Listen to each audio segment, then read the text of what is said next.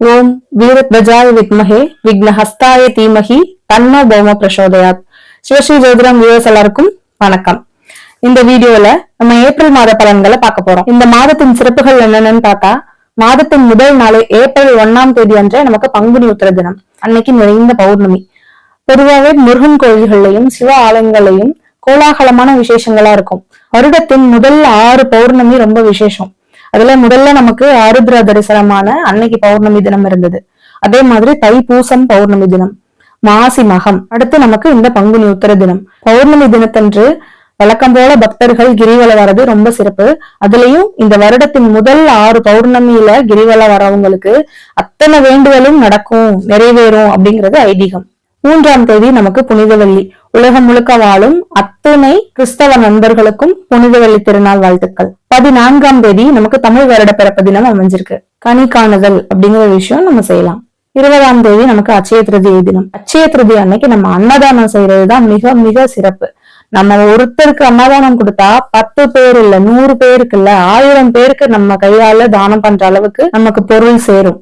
அப்ப அன்னைக்கு தினம் எல்லாருமே தங்கம் வாங்கணும்னு தப்பா எடுத்துட்டு ஒவ்வொரு தடவையும் தங்கம் வாங்கி நம்ம சேர்த்துக்கிறோம்.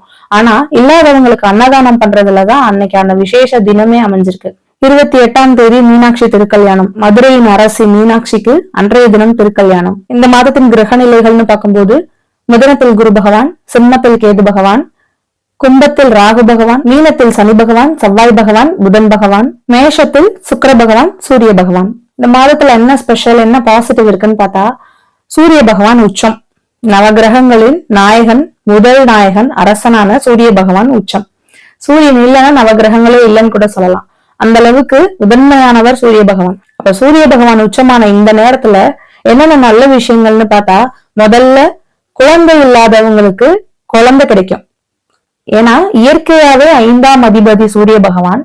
அவர் உச்சமாற இந்த நேரத்துல நிறைய குழந்தை இல்லாத தம்பதிகளுக்கு கண்டிப்பா குழந்தை கிடைக்கும், குழந்தை பிறக்கும். நிறைய பேருக்கு கவர்மெண்ட் ஜாப் கிடைக்கும்.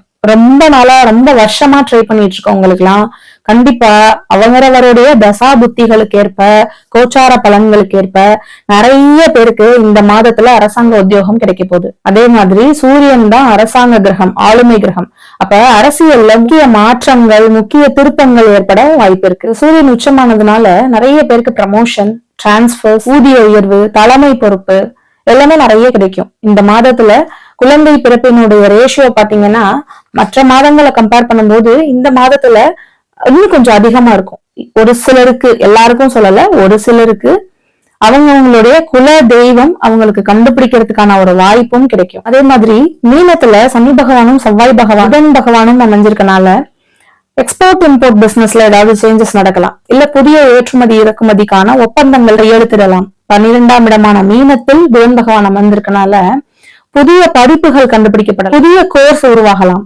சூரிய பகவான் மேஷத்துல உச்சமாகி எங்க பாப்பாருன்னா கால சக்கரத்தின் படி 7ஆம் இடத்தை பாப்பாரு. ரொம்ப நாளா கோர்ட் கேஸ்ல நிலுவையில இருந்த வழக்குகள் நிறைய தீர்வாகும். State judges, supreme court judges அவங்க எல்லாம் யாராவது சேஞ்ச் ஆகிறதுக்கும் வாய்ப்பு இருக்கு.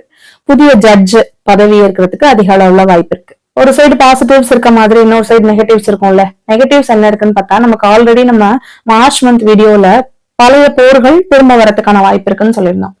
அதே மாதிரி போர் வந்தது, நடந்துட்டு இருக்கு. இப்ப இன்னொரு மைனஸ் என்னன்னா, சனி செவ்வாய் சேர்க்கை கடல் ராசியில சேர்ந்து அமர்ந்திருக்கு 12ஆம் இடத்துல. இப்போ இங்க குரு பார்வையும் இல்ல. இப்ப இதனால என்ன ஆகலாம்னா, இந்த போர் இன்னும் நீடிக்கிறதுக்கான வாய்ப்பு இருக்கு. சனி செவ்வாய் சேர்க்கை வரும்போதுதான் பாத்தீங்கன்னா பூகம்பங்கள், நில அதிர்வு, நிலச்சரிவு இதெல்லாம் நடக்கும்.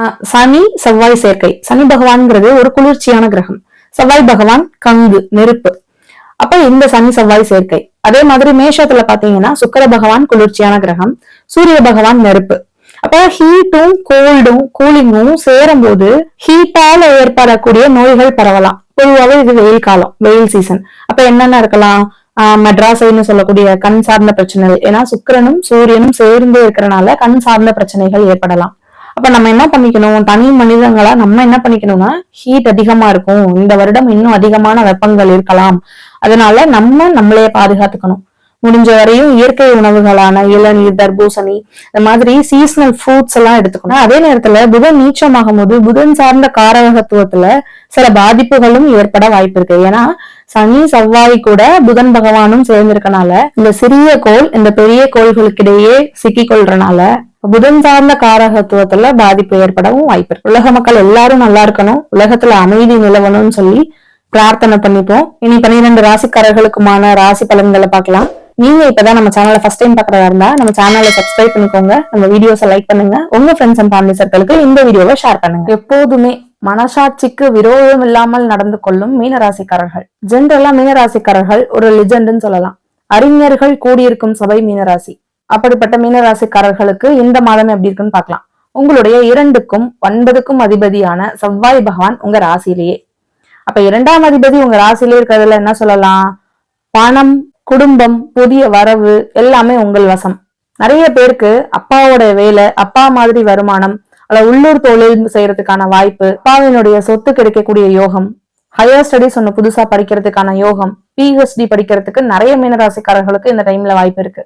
வருமானத்துக்கு பஞ்சம் இல்ல. உங்களோட திங்கிங்லாம் ஃபுல் அண்ட் ஃபுல் வருமானத்தை பத்தியே இருக்கும். நெக்ஸ்ட் என்ன பண்ணலாம், நெக்ஸ்ட் மந்த் என்ன பண்ணலாம், நெக்ஸ்ட் இயர் என்ன பண்ணலாம், அடுத்து என்ன ஸ்டெப், செஸ் போர்ட்ல எந்த காயை நகர்த்தினா எப்படி ஜெயிக்கலாம் அப்படின்ற மாதிரி உங்களுடைய திங்கிங் ஃபுல்லா நம்ம என்ன பிளான் பண்ணா என்ன எக்ஸிக்யூட் பண்ணலாம் அப்படிங்கிற மாதிரியான பாசிட்டிவ் தாட்ஸ் தான் உங்க மைண்ட் ஃபுல்லா இருக்கும். பாசிட்டிவா சொல்றேன்னு பாக்குறீங்களா? கிரக நிலைகள் நம்மளுடைய ராசியிலேயே சனி பகவான், ஜென்ம சனி, 7.5 சனி, செவ்வாய் பகவான் இருக்காரு, அவரு ஆல்ரெடி ஒரு கோவக்காரரு, புதன் பகவான் இங்க நீச்சமாயிட்டாரு, இப்படி என்னுடைய ராசி பலவீனம் அடையுதே அப்படிலாம் கவலைப்பட தேவையில்லை. ஏன்னா ஒரு விதத்துல 11ஆம் இடத்துக்கு லாபஸ்தானத்துக்கு அதிபதி சனி பகவான் தான். அதே மாதிரி உங்களுடைய பாக்கியாதிபதி செவ்வாய் பகவான். உங்களுடைய 7ஆம் இடத்து அதிபதி, அதே 7ஆம் இடத்து அதிபதி தான் 4ஆம் இடத்துக்கும் அதிபதி. நிறைய மீனராசிக்காரர்கள் அம்மா வேணுமா ஒய்ஃப் வேணுமான்னு சொல்லி போராட்டத்திலேயே போயிட்டு இருப்பீங்க. அந்த மாதிரியான போராட்டத்துக்கெல்லாம் முற்றுப்புள்ளி வைக்கக்கூடிய காலகட்டம். உங்களுடைய தாயாரும் உங்களுடைய மனைவியும் சேர்ந்து கைகோர்த்து உங்களுக்கு நிம்மதியை கொடுக்கக்கூடிய ஒரு காலகட்டம்னு சொல்லலாம். அப்போ உங்களுடைய ராசி பார்த்ததுமே பலவீனமா இருக்குன்னு ஃபீல் பண்ணாலும் மறைமுகமா வலுவோட தான் இருக்கு. 2ஆம் இடத்துல சுக்கிர பகவானும் சூரிய பகவானும். சுக்கிர பகவான் எப்படிங்க, ஒரு மார்க்கெட்டிங் ஃபீல்டுல இருக்கவங்க, பேசியே மயக்கிறவங்க. 2ஆம் இடத்துல சுக்கிரன் இருக்கவங்க எல்லாம் பாருங்க, நிறைய பேசி ஜெயிக்கிறவங்களா இருப்பாங்க, மார்க்கெட்டிங் ஃபீல்டுல இருப்பாங்க, சேல்ஸ் பர்சனா இருப்பாங்க, டீச்சர்ஸ், லாயர்ஸ், ஜவுளி தொழில் பண்றவங்க. இப்ப அவங்க எல்லாம் இந்த ஒரு கிளாத்தை சேல் பண்றதுக்கு எவ்வளவு பேசுவாங்க. இந்த கிளாத் உங்களுக்கு சூப்பரா இருக்கும், இந்த கலர் உங்களுக்கு சூப்பரா இருக்கும், இந்த டிசைன் நியூ டிசைன், இதுவரை யாருமே போட்டதில்ல, எவ்வளவு பேசுவாங்க. அப்போ மீனராசிக்காரர்கள் இந்த மாதம் முழுக்க உங்களுடைய பேச்சாலேயே காரியம் சாதிக்க போறீங்க. வாக்குலயே சூரிய பகவான் உச்சமா இருக்காரு. அப்ப உங்களுடைய பேச்சு எப்படி இருக்கும், அதிகாரமிக்க பேச்சா இருக்கும். நீங்க சொல்றத 4 பேர் கேட்பாங்க. நிறைய மீனராசிக்காரர்களுக்கு அரசு வருமானம் கிடைக்கிறதுக்கான வாய்ப்பு இருக்கு. ஏன்னா அரசாங்க கிரகமே வருமானம்னு சொல்லக்கூடிய 2ஆம் இடத்துல அமர்ந்திருந்தா, இதுல உச்சமாய் அமர்ந்திருந்தா கண்டிப்பா கிடைக்கிற ஜாப் எடுத்ததுமே ஹையர் போஸ்டிங்கா இருக்கும். நீங்க நார்மலா ஒரு ஜாபுக்காக இன்டர்வியூ போயிருப்பீங்க. உங்களோட குவாலிபிகேஷன்ஸை பார்த்துட்டு, உங்களுடைய டேலண்ட்ஸை பார்த்துட்டு நீங்க இந்த ஜாபுக்கெல்லாம் தகுதியானவங்க கிடையாது, நீங்க ஒரு டீம் லீடர் ஆயிக்கோங்க, நீங்க ஒரு மேனேஜரா இருங்க, நீங்க ஒரு அசிஸ்டன்ட் மேனேஜரா இருங்கன்னு சொல்லி அதுக்கான போஸ்டிங்ல உங்களை இன்டர்வியூ பண்றதுக்கு அவங்க ரெடியா இருப்பாங்க. கவர்மெண்ட் எக்ஸாம் எழுதிட்டு இருக்க மாணவ மாணவிகளுக்கு, இல்லத்தரசிகளுக்கு, நிறைய பேருக்கு கவர்மெண்ட் ஜாப் கிடைக்கிறதுக்கான வாய்ப்பு இருக்கு. ஏன்னா 6ஆம் இடம் நல்ல சர்வீஸ், வேலையை சொல்லக்கூடிய இடம். 6ஆம் இடத்த அதிபதி தான் சூரிய பகவான், அவர் 2ஆம் இடத்துல அமர்ந்திருக்காரு. அப்ப கன்ஃபார்மா அரசு வேலை மீனராசிக்காரர்களுக்கு முழுக்க முழுக்க இருக்குன்னு சொல்லலாம். கூடவே 8 இருக்காரு சுக்கிர பகவான், மீனராசிக்கு நல்லவர் கிடையாதே அப்படிலாம் சொல்லலாம். ஆனா அந்த 8ஆம் இடம் தான் திடீர் அதிர்ஷ்டம், நடக்கவே நடக்காதுன்னு நினைச்ச விஷயங்கள் கூட மிராக்கிளா நடக்கும். இப்போ 2ஆம் இடம்னா புது வரவு. அப்ப இந்த வரவுன்னு சொல்லக்கூடிய இடத்துல காலபுருஷனின் 5ஆம் இடத்த அதிபதி சூரிய பகவான், காலபுருஷனின் 7ஆம் இடத்த அதிபதி சுக்கிர பகவான், இவர் உங்களுடைய 2ஆம் இடத்துல அமர்ந்திருக்காரு. அப்போ திருமண வயதுல இருக்கிறவங்களுக்கு திருமணம் நடக்கவும், குழந்தை வேணும்னு நினைக்கிறவங்களுக்கு குழந்தை கிடைக்கிறதும் கன்ஃபார்மா நடக்கும். ஏன்னா 2ஆம் இடம்ங்கிறது புதிய வரவை சொல்லக்கூடிய இடம். அப்ப சுக்கிரன்னா பெண், சூரியன்னா குழந்தைய சொல்லலாம், அதிகாரமிக்க பதவியை சொல்லலாம். நார்மலாவே ஒரு 50 ஏஜ்ல இருக்க மீனராசிக்காரர்களா இருந்தாலும் சரி, கோயில் திருப்பணிகள் எடுத்து செய்யக்கூடிய ஒரு புண்ணிய பாக்கியமும் கிடைக்கும். ஒரு தலைமை பொறுப்பு எல்லா மீனராசிக்காரர்களுக்கும் கன்ஃபார்மா உண்டு. குழந்தையா இருந்தா கூட லீடர்ஷிப் குவாலிட்டி கிடைக்கும். ஜென்ரலா பார்த்ததுமே கொஞ்சம் சரியில்லாத கிரக சேர்க்கைகள் இருக்கிற மாதிரி தெரிஞ்சாலும் மறைமுகமா மீனராசிக்காரர்களுக்கு நன்மையான கிரக சேர்க்கையாவே இருக்கு. உங்களுடைய 5ஆம் இடத்து அதிபதி தான் சந்திர பகவான். அப்போ சந்திர பகவான் அமர்ந்ததுதான் ராசி. இயற்கையாவே உங்களோட 5ஆம் இடத்து அதிபதி உங்க ராசியிலேயே. 9ஆம் இடத்து அதிபதி பாக்கியாதிபதி, அவரும் உங்க ராசியிலேயே. இந்த 2 பேரும் உங்க ராசியை வலுப்படுத்துறாங்க. சனி செவ்வாய் சேர்க்கை ஆகாது, 10வதுக்கு புதன் நீச்சம் வேற, இப்பெல்லாம் நீங்க பார்த்தா இப்படி யோசிக்காம பாசிட்டிவ் சைட்ல யோசிச்சு பாருங்க. இன்னும் உங்களை பலப்படுத்திக்க நீங்க என்ன பண்ணலாம்னா, உங்க வீட்டுக்கு பக்கத்துல இருக்க விநாயகருக்கு ஒரு அர்ச்சனை பண்ணிட்டு வாங்க. வாய்ப்பு இருக்கிறவங்க பிள்ளையார்பட்டி போயிட்டு வாங்க. 6ஆம் இடம் அன்னதானம். 6 சூரிய பகவான் 2ஆம் இடத்துல வந்து அமர்ந்திருக்கிறதுனால கோதுமை தானம் பண்ணுங்க, அன்னதானம் பண்ணுங்க. நீங்க செய்யக்கூடிய அன்னதானம், நீங்க செய்யக்கூடிய பாக்கியம் உங்களை காப்பாத்தும். மைனஸ்ன்னு பார்த்தா ஒன்னே ஒண்ணுதான், உங்களுடைய தாய் தந்தையர்கிட்ட எந்த கருத்து வேறுபாடும் வச்சுக்க கூடாது. உங்களுடைய கணவன் மனைவி கிட்ட விட்டு கொடுத்து போகணும். நீங்க ஒர்க் பண்ற இடத்துல உங்களுடைய மேலதிகாரிகள்கிட்ட எவ்வளவு ஒர்க் கொடுத்தாலும் ப்ரெஷர் இருந்தாலும் அட்ஜஸ்ட் பண்ணி போகணும், எய்த்து பேசக்கூடாது. உங்களுடைய பஞ்சமாதிபதியும் உங்களுடைய பாக்கியாதிபதியும் உங்களை வாழ வைப்பாங்க. ஒரு மிராக்கிள் நடக்குதா இல்லையான்னு பாருங்க. மீண்டும் அடுத்த வீடியோவில் உங்களை சந்திக்கும் வரை உங்களிடமிருந்து விடைபெறுவது உங்கள் ஜோதிடர் நிர்மலா ஈரோஜி. நன்றி, வணக்கம்.